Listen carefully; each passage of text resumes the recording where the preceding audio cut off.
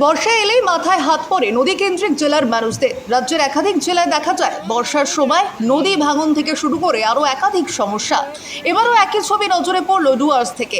ডুয়ার্সের গাছিয়া নদীতে হরপাবানের মাঝে নদীতে আটকে পড়ল 3 শ্রমিক। ক্রেনের সাহায্যে 3 জনকে উদ্ধার করলো নাগরাগড়াকাটা ব্লক প্রশাসন। ঘটনাটি ঘটেছে নাগরাকাটা ব্লকের গাছিয়া নদীতে।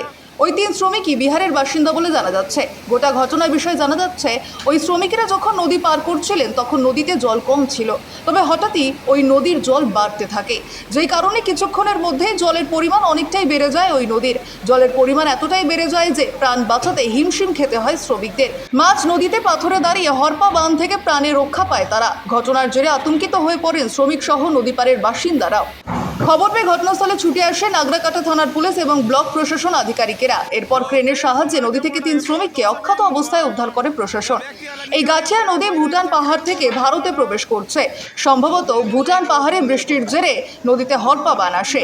ঘটনায় চাঞ্চল্য ছড়িয়েছে এলাকায়। নদী পার্শ্ববর্তী এলাকায় ভিড় জমায় বহু মানুষ। তবে হঠাৎ এই ঘটনায় প্রাণে বাঁচা দায় হয়ে পড়েছিল শ্রমিকদের। তবে শেষমেশ প্রাণ ফিরে পাওয়ার পরেও গোটা ঘটনায় এখনও আতঙ্কে শ্রমিকেরা। Bureau report, sky news Bangla.